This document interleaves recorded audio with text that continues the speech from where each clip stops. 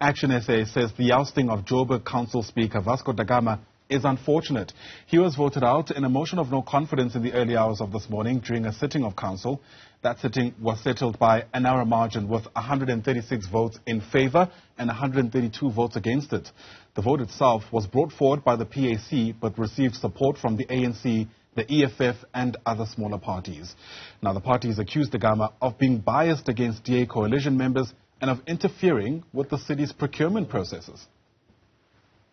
As ActionSA, we voted against the motion, and unfortunately, the numbers didn't make it, and the motion carried. So it's really unfortunate. We would have hoped that, especially our coalition partners, with all the issues that we have with the Speaker of Council, that those matters will have been resolved internally, and we'll be able to move on, with the Speaker that we have chosen.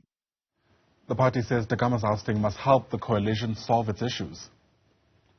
It's now of bribery and so forth, which I think will have to be investigated, and we find out what happened. But it succeeded simply because there's two councillors from the ACDP.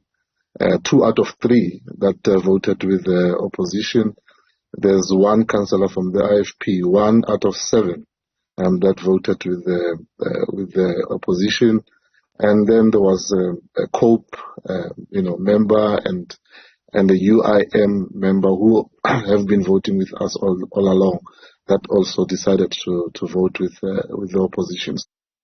All right, let's get you a sense of what else we know around the latest developments. Mbali Thethani is our reporter on the story. She joins us now live in our studio. And Mbali, perhaps we should begin with just unpacking Da Gama's tussles in council, because he survived previous motions before.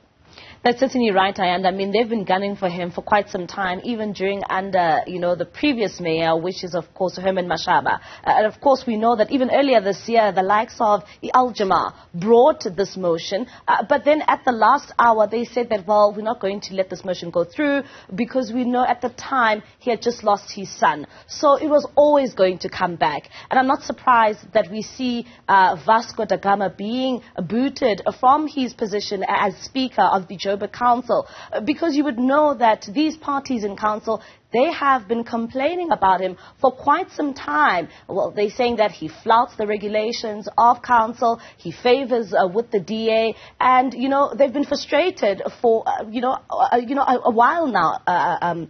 But, when you look at where we find ourselves now with the issues around coalitions, we know that even last week in Tshwane, during the early hours of the morning, we saw another motion being brought to the fore, but of course that one was not successful.